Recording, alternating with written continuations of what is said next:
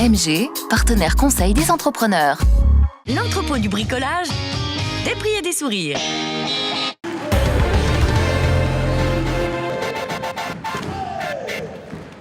On n'a pas à rougir de cette défaite, on s'est battu tout le match. On a été présent défensivement dans l'impact, ce qu'on avait demandé.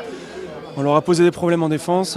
Ils finissent à 27 buts alors que c'est une des meilleures équipes d'attaque d'Europe. Et donc voilà, on n'a pas à rougir sur quelques détails, on peut s'en vouloir, mais dans l'ensemble du match, on a tout donné, on n'a rien lâché.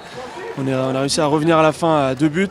Ça s'est joué à des détails et encore une fois, on a fait notre match contre une très très grosse équipe.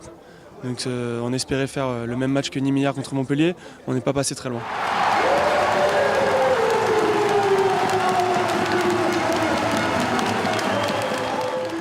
Ouais, il y avait quelque chose à jouer. Après, quand on court toujours derrière le score pendant le match, c'est difficile après de remettre encore de l'énergie pour passer devant. Mais on s'est battu avec nos armes, on a fait des grosses défenses avec différents systèmes, avec les gardiens qui ont été bons derrière aussi. Et c'est vrai que ça se joue à pas grand-chose. On a eu plus de rotation avec les retours de Quentin, Sandro, Amine, donc c'était mieux. Et donc il faut continuer sur cette lancée. On a des matchs importants qui arrivent en championnat et en Coupe d'Europe. Donc on va se reconcentrer là-dessus. C'est une équipe physiquement qui est très très costaud. On fait des défenses étagées, on donne beaucoup d'énergie.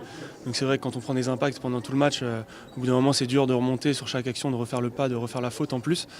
Donc c'est vrai qu'à l'usure avec Nicolas Karabatic qui rentre sur la fin et qui remet encore plus d'impact, c'est difficile de tenir tout le match. Malgré tout on a tout donné jusqu'au bout, donc on est fiers de nous quand même.